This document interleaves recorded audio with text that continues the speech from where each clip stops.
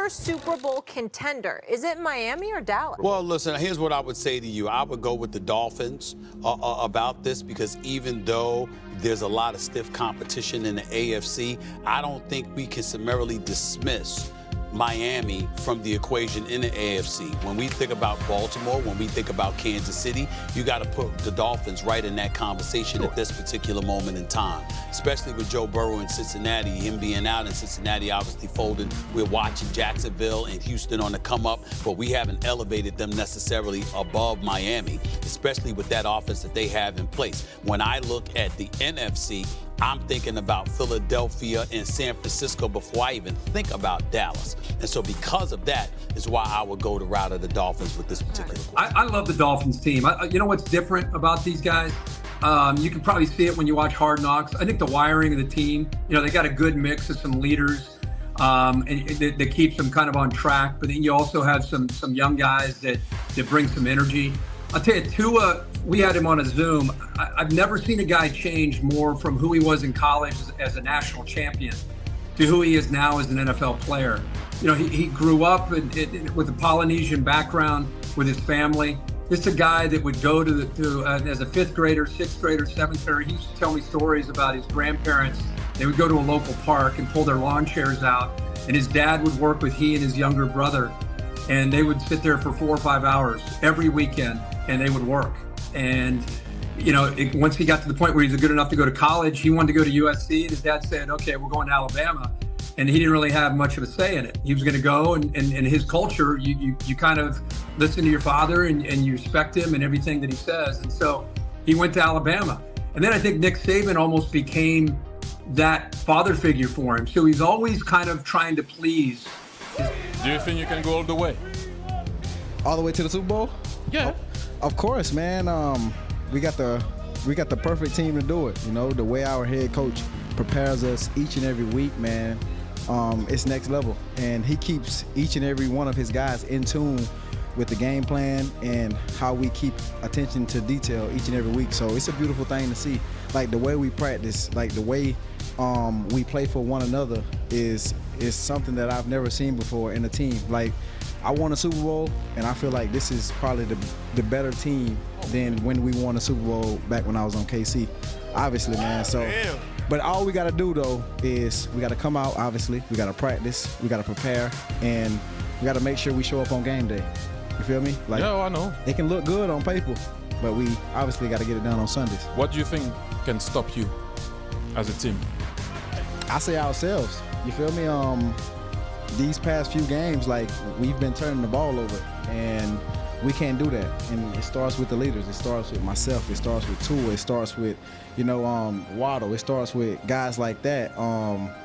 The star players making plays, not turning the ball over, and just being able to convert third downs. Version of this segment was done before the interview Tyree did today. That's the answer to the question. The only ones who can stop the Dolphins are the Dolphins themselves. But I digress. We're still going to talk about the Dolphins unstoppable.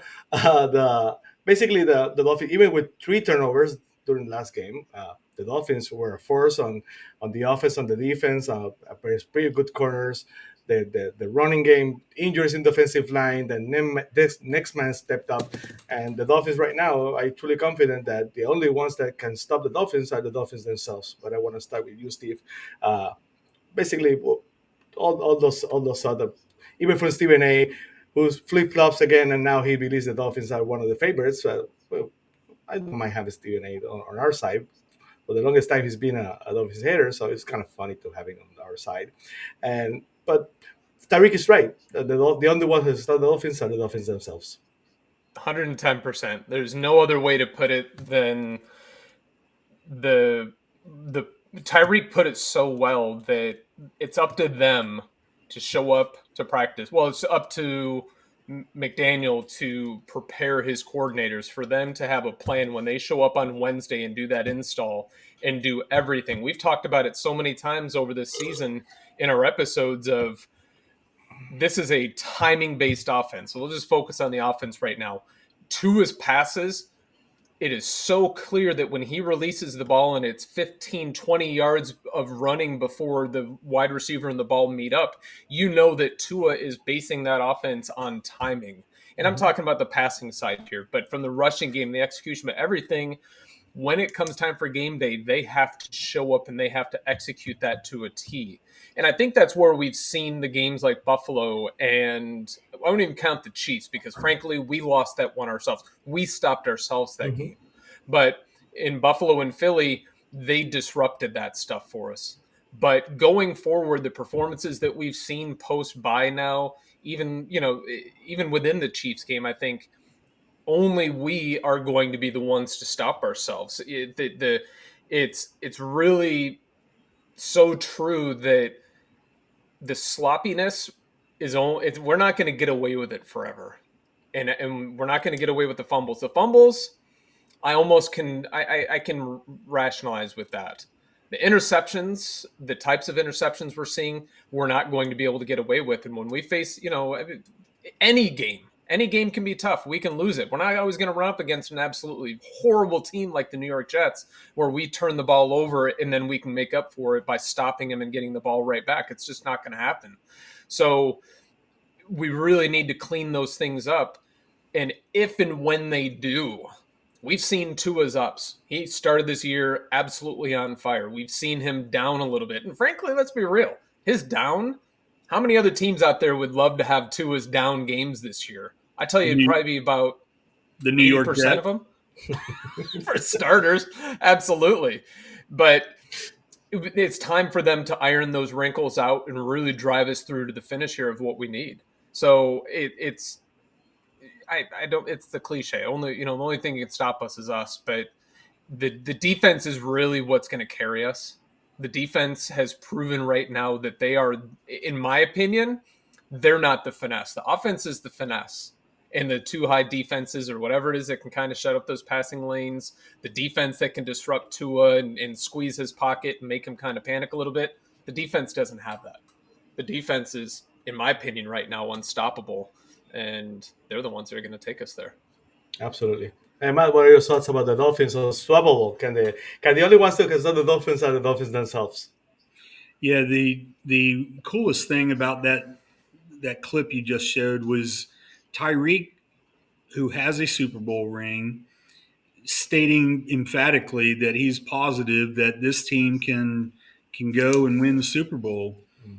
And we know he's a little bit unique, and he's nowhere near like Deion Sanders flashy, but he has that confident, self-assured cockiness, if you will. And it's refreshing because you want to hear somebody say, hey, the only ones that can stop us are ourselves. And he outlined it himself to Waddle, the leaders that are responsible for throwing and catching the ball and the turnovers that we've already mentioned. He's literally looking in the mirror and talking to himself, and explaining that if we want to do what we want to do, which is win a Super Bowl, we're the only ones that can stop us.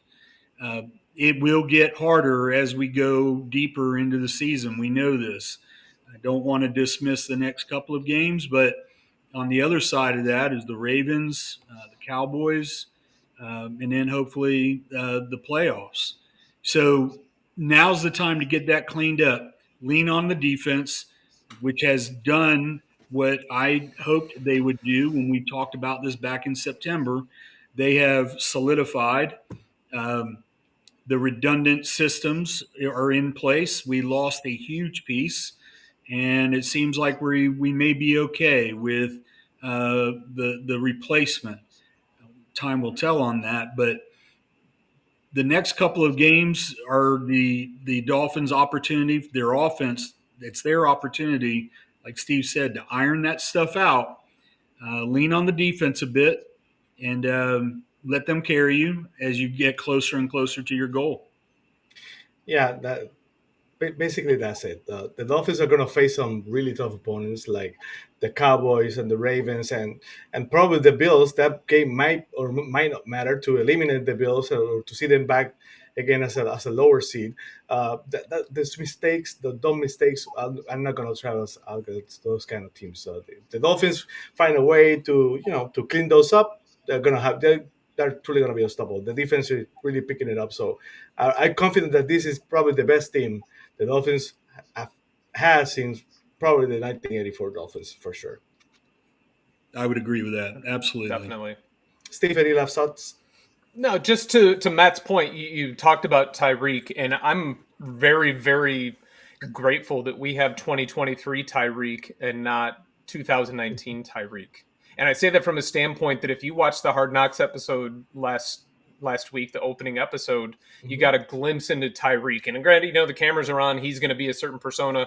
Tyreek is who he is every single time. And you bring up a good point. He's not the flashy, speaking, out one side of his mouth and doing something totally different. He's really seemed to have matured more into a much more rounded person off the field, which very, very well complements who he is on the field for the Dolphins, to set that example for the young players that are there, for even the vets to see how he does it. So I think that's really good. And to his comments, he made some controversial, what was deemed to be controversial comments before he even took a snap last year in his first year with the Dolphins, when he came out and said that Tua was the most accurate quarterback he's ever played with. Everybody got up in arms about it. What has Tua done? He's gone out there to prove Tyreek's statement to be true. Tyreek doesn't go out there and literally just talk out of his butt. He speaks, says some flashy things, but it seems like it's based in a lot of fact. And I believe when he's saying that with the belief that they have in each other as a team, because he backs it up. And I definitely agree with that. And it's exciting. We talked about that before, how they had camaraderie and they get also well with each other and they play for each other. And that's all nice and that's all great. What we wanted was a team that would step on the other team's throat, like we said, that had that killer instinct. Last Sunday, they pretty much did that. So I'm very happy about that. Matt, any thoughts about the Dolphins being unstoppable? Yeah, unstoppable is probably a strong word. I really believe that they're going to get into a knockdown, drag out at least once between now and whenever the season ends.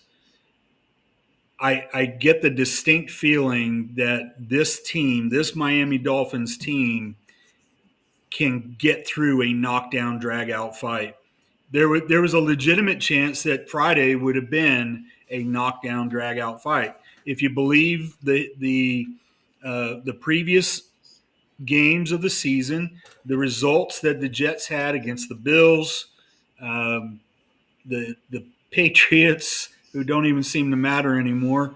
The Jets, they were a formidable defense, and that had the chance to be one of those knockdown, drag out, 17-13 type games, and it didn't. So what's the next opportunity? Well, it's this weekend.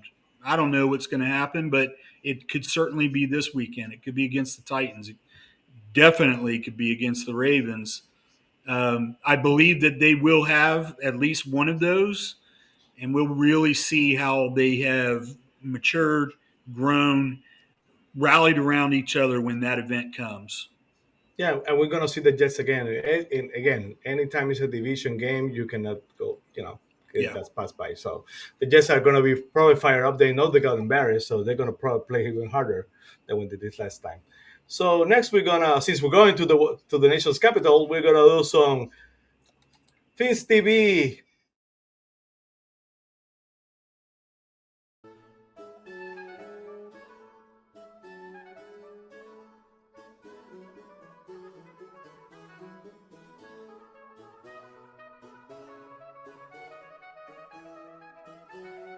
To the floor, the first resolution to declare the Dolphins defense dominant. Yeah, the Dolphins defense are certainly made a name by themselves. They're really, really, for being one of the bottom defensive in the first 3 weeks of the season, they're certainly one of the top defense. Now they're making a search to be a top 5 defense by the 4-game stretch that we're next to. Steve, any thoughts about our resolution to pass both yes or nay on the Dolphins defense being dominant? This isn't the Josh Boyer defense that we came to despise and sit on the edge of our seats and wonder if that cover zero was going to get home or Third and Boyer, absolutely baby. burn us. Third and Boyer. We were always afraid of that type of situation, and I don't even dread the third and shorts as much anymore. So absolutely, unequivocally, yay, they are a top 5 defense. Said it last week. We had the conversation come up as to whether or not the defense had come on par with the offense. And we had that, I had that qualitative, quantitative type of discussion here. And it's factual right now that since week 5, the Dolphins have the number 1 defense in total defense and number 1 in yards per play. You can't argue with numbers. You can't argue with stats like that. They are, without a doubt, a top 5 defense in the NFL. So you're voting yay. Yay. Yeah. Yeah. How about you, Matt? To the resolution to declare the Dolphins defense dominant, yay or nay? Yeah, you can make stats say just about whatever you want, make your argument. This isn't one of those instances. These stats don't lie. We're not talking about a 1 game or a 2 game window. We're talking since week 5. They have, and we all talked about this dating back to the episode after the Chargers game. There was a lot of angst and a lot of, oh my gosh, what in the world are they doing after 1 game? At this point, this is who they are. These stats don't lie. Are they top 5? I'd argue that they're top 2. That this is that. And I said something to you guys. I know I'm not on WhatsApp that often, but I said something to you guys on Friday, and then I tweeted it out. Have they even mentioned Ramsey or Howard in this broadcast? And at that point, I was positive that they had not. How often does that happen? Like, they'll mention star cornerbacks just for the sake of filling time. And we've got Xavier Howard here. He's led the NFL in interceptions since he came in the league, that kind of stuff. Jalen Ramsey, who came over here for a 3rd-round pick, seems like a steal. Nothing. They didn't talk about him at all because there was no reason to, because the rest of the defense was doing its job. And Tim Lunchbox was back there trying to throw the ball down the field. Now, yeah, I am sure that those guys appreciated having an easy day of it. Tougher days are coming, but this is definitely a top 5 defense. Absolutely. Yay. You'll think about yeah. So next, we have the floor. A resolution to recognize the Dolphins' running game. The Dolphins' running game, basically, they're one of the top running games in the game. Between Mostert and A-Chain to 1,246 yards. So, yay or nay on the resolution to recognize the Dolphins' defense. Matt? Yeah, let's take a look at those 2 leaders right there real quick. Mostert and Achane. Achane, who's been out basically for, 6 weeks. He's been out. And yeah, because that series didn't count. And combined, they still are the number 1 running back duo in the league. Where would they be if Achane hadn't gotten hurt? I don't know, but it would be much higher than that, or much greater yardage. One thing about Mostert that I think about it every time I watch them play. I know that he was on the Dolphins at one time. He's been on like 6 teams, 7 teams. And B, I remember when he went off for San Francisco in the playoffs. Because you made 200 yards, 4 touchdowns. And I remember thinking at that time, who the heck is this guy? Like, the Niners are always, they're eternally a competitive team. And I remember thinking, of course, somebody like the 49ers would find this guy. Who is this guy? Oh, wait, he was on the Dolphins for a little bit. He had a cup of coffee with Miami. And now I watch him play, and I think, how in the world did he get through 6 teams? Like, how did you let him go? I'd love to deep dive into those teams and find out who was in their backfield that made them say, "Yeah, we don't need this guy." I'm a big fan of this backfield because, and I say this with all the respect in the world, and any fan that hears me say this will understand that they're nobodies. This isn't a offensive backfield that is, made up of first round picks, Heisman Trophy winners, or anything like that, excluding Tua. These are guys that weren't really nationally recognized for any particular reason. And I think it speaks to multiple things: coaching, both McDaniel and the O-line coach, Barry. Mhm. And I think it speaks volumes to that offensive line, which has just been performing incredibly well this entire season. And also Jeff Wilson. I've been clamoring for Jeff Wilson to be the number 2 running back. Every time Jeff Wilson runs the ball, he finds a way to fail forward, like Joe Philbin used to say, forward, fail forward. He gets stopped, but he gets a couple more yards. That's huge. Every yard counts. So I guess you vote yay. Yeah, right, Yeah. Matt. Yep. Okay. How about you, Steve, on the resolution on the floor to to recognize the Dolphins running game? Well, I think we have to look at the collective whole here. We have more than just HN and Mostert. We have Jeff Wilson, Chris Brooks. Really, really, really would love to have seen more out of him, and maybe we'll get a chance to see him. Is he? Did he go on the IR? Or did they just kind of tuck him Yeah, aside? they can get it back, but I don't think they will because that's gonna take a spot from the players you can. And that doesn't make sense. But since they signed that guy that fumbled, I always forget his name. Sorry, I don't think that's a good right to bring him back. Yeah. Yeah. So in any case, yeah, I digress. Absolutely, they're a dominant running game. It's great to see Coach McDaniel start to leverage the running game a little bit more. Last year we were at that 60-40 split where they were passing 60% of the time. This year he's improved a couple of those percentage points. Maybe it's the fact that he can do it a little bit more. He feels like he can take off the gas a little bit.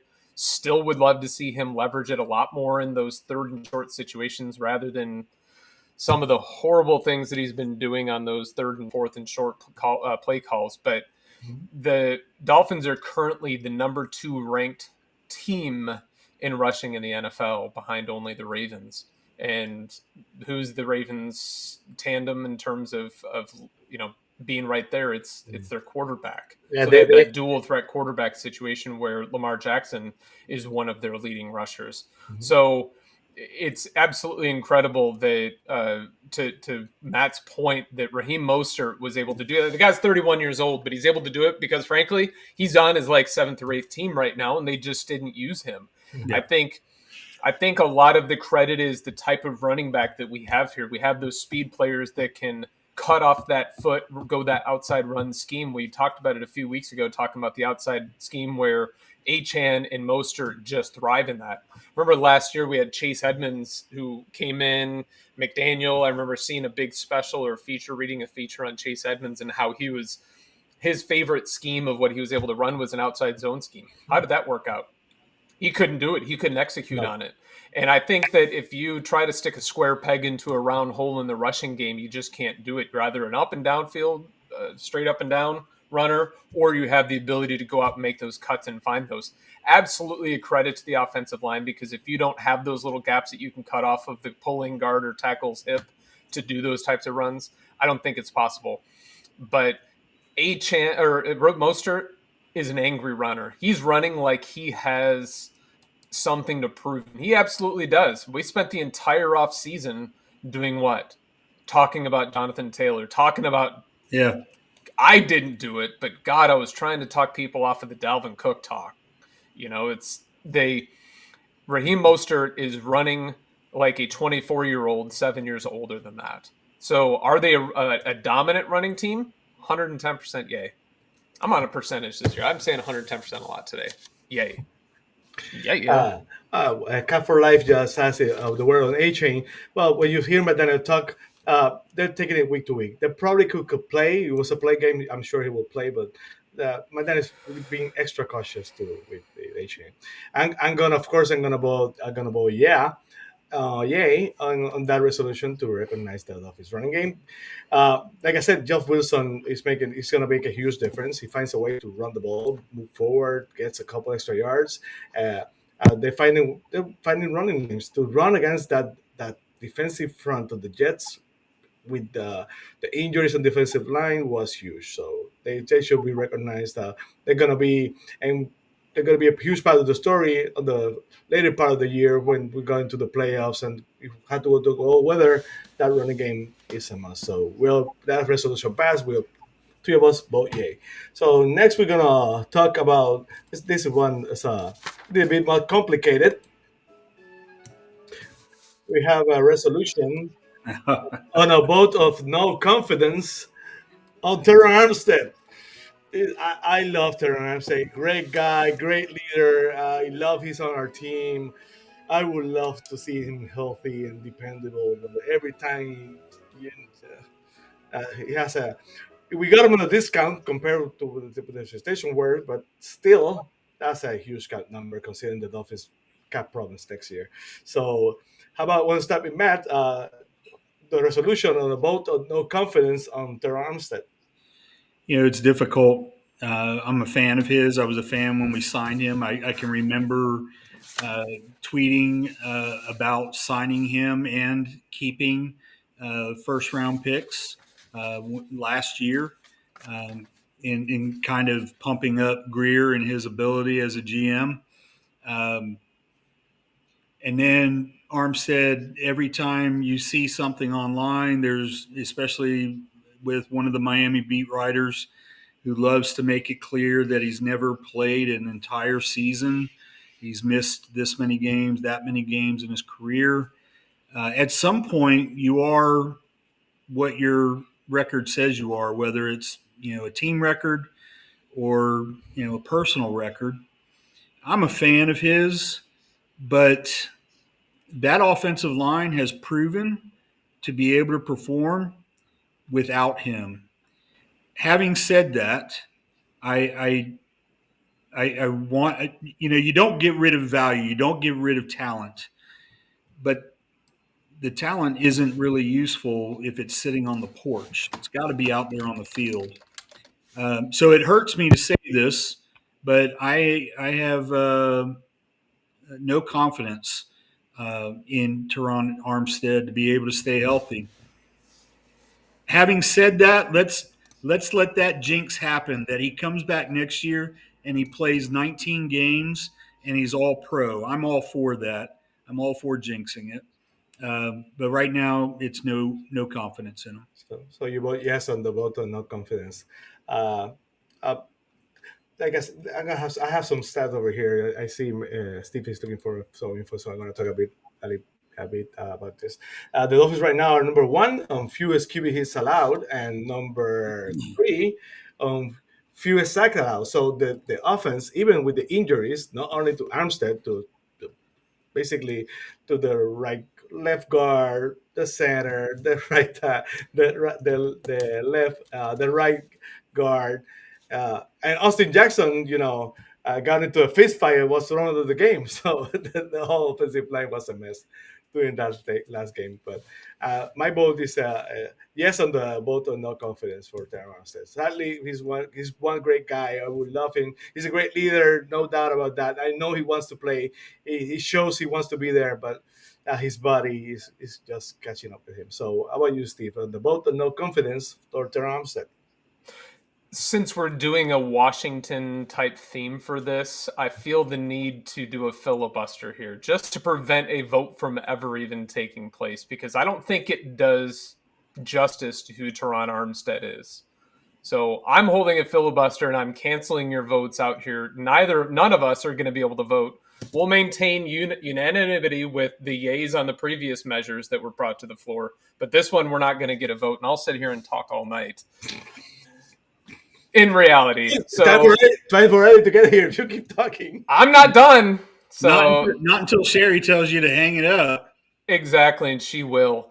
So Terran Armstead, Sammy, you and I, we had a discussion before the season started, and we had a conversation about most valuable player. And correct me if I'm wrong here. I think you had said most impactful or most important player. most important player, and we really weren't too confident that Teron Armstead could be the most valuable. We thought at the time that he was most important, and we were basing that off of who our offensive line was in years prior. And all of a sudden this year we have this revelation, this genesis of an offensive line. Maybe it's the offensive line coach.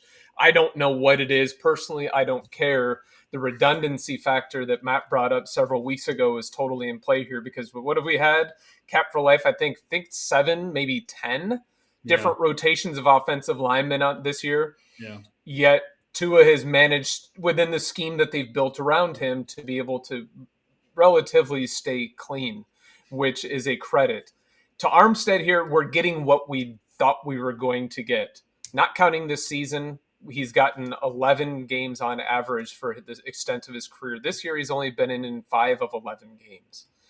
He's giving us what we thought he was going to be, so I don't necessarily think that it's fair to say we had confidence in him in years past when we're getting exactly what we thought, what we were bargaining for. Everybody knew that we were getting an injury-prone player, wishing that we were getting somebody that was, I don't know, Laramie Tunsil type or something like that could be out there for a little bit more. But injuries happen. I think even Laramie had a bad knee injury and missed a lot of time. These are huge guys that miss time. Teron Armstead is just a little bit on the other side of that, where he's missing a lot more at a very, very important, impactful position. Thank goodness Tua's blind side is being picked up by the rebirth of Austin Jackson. Austin right hook Jackson for getting tossed out of the game. I didn't even see it. They didn't even call a flag on him, by the way. I wanted to call a flag on that. See him walking out of the tunnel. I'm like, what's going on? But in any case, I have confidence in him 61% of the time. That's 11 out of 18 games that he's out on the field. So really what we need is Teron Armstead, Robert Jones, Kendall Lamb, Lester Cotton. I'll go across every single one of them to do what they can to stay healthy. So when the postseason comes, when we are in the postseason for multiple games this year, we have them to rely upon. Yeah. So we're gonna hold that vote for now. So we're probably gonna retake No vote. that. No vote. Okay. Let's hold the vote for now. Still, again, I think we all want him to see him healthy. We love the guy. He's a great leader. Hopefully, finds a way to be on. So.